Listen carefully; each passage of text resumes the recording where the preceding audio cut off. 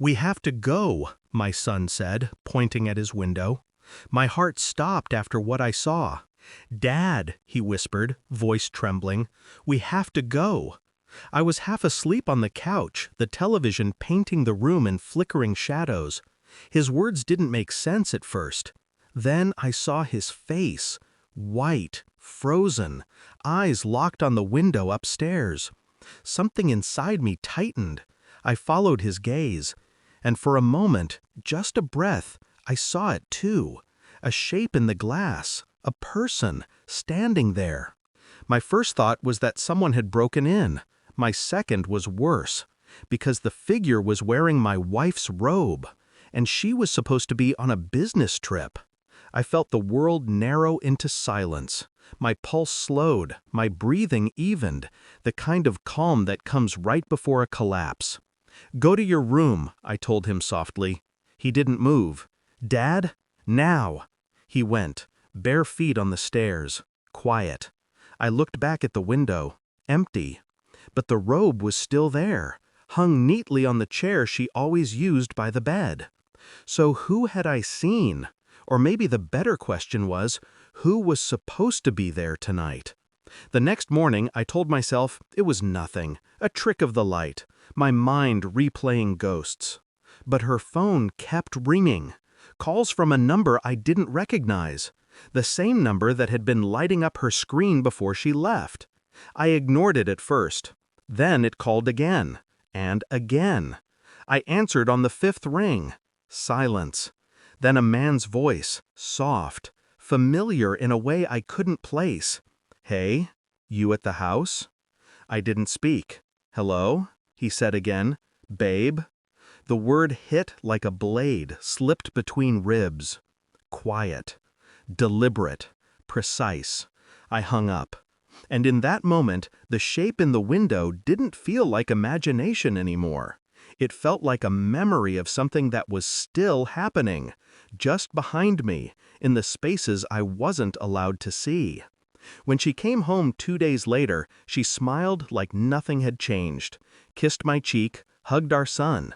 Her perfume lingered too long. Her laughter sounded practiced. She unpacked her suitcase humming.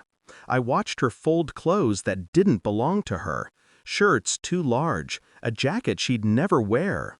When I asked, she said they belonged to a coworker, someone who'd spilled coffee and borrowed her bag. I nodded, and in my mind, I started marking the lies like pins on a map. Days passed in measured silence. I stopped reacting, stopped questioning. She thought it meant forgiveness, but it meant observation. Every night, I checked her phone while she slept. Every morning, I memorized her schedule before she left. The name from the phone call appeared often, Ethan, saved as Work. Work texted her at midnight. Work sent her hearts. Work said, "I can still smell you on my hands." I took screenshots, saved everything. When she left the next weekend, I followed. Not close enough to be seen, just enough to watch her reflection in the hotel window when she met him. I saw them laugh, saw him touch her hair, saw her lean into him like she used to lean into me before she learned how to pretend.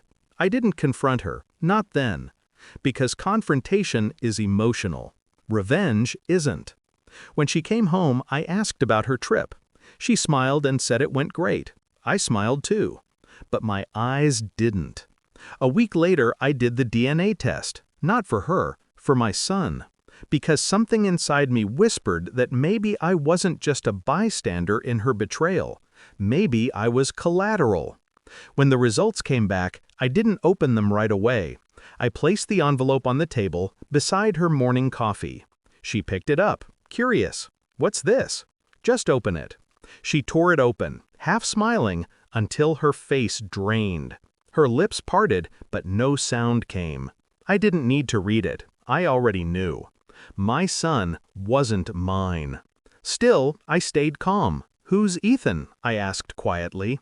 Her eyes widened. The mask fell. She stammered something about work, about misunderstanding, about mistakes. I watched her crumble piece by piece, her hands shaking, voice breaking. And still, I said nothing. Because words were no longer useful, only truth was. That night I tucked my son into bed. He looked at me, worried. "Dad, are we okay?" I nodded. Because he was innocent. But innocence doesn't erase truth. When she came downstairs, crying, begging to talk, I poured her a glass of wine. "Let's sit," I said, calm, controlled. She talked for hours about guilt, regret, loneliness. Every excuse dressed in tears. I listened like a therapist, waiting for the session to end. Then I handed her a tablet. It played the footage I'd recorded. Her and Ethan in the hotel room, laughing, kissing, tearing apart what was left of us. She gasped. "You followed me?" I nodded. "You told me once that love means trust. I wanted to see what that looked like from the outside." Her hands covered her face. But I wasn't done. "The video," I continued, "is already sent to his wife and to HR. I thought they both deserved to know who they were working with." She looked up, horror in her eyes. "You ruined me." "No," I said quietly. "You did that yourself. I just pressed play." By morning, she was gone. Left a note, just like the first time. This one said, "I'm sorry. Please don't make our son hate me." I folded it once, set it on the counter, didn't read it again. He woke up a few hours later, rubbing his eyes. "Where's Mom?" I looked at him, at his face, the face that wasn't mine. "She had to go," I said softly. He nodded, didn't ask more. Kids sense finality in tone. When he went to play in his room, I stood by the window, the same one where it all began. The reflection in the glass stared back at me, calm, distant, unrecognizable.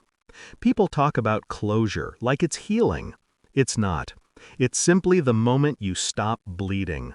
I still think about that night sometimes, about his small voice whispering, "We have to go." He was right, we did. But only one of us made it out clean.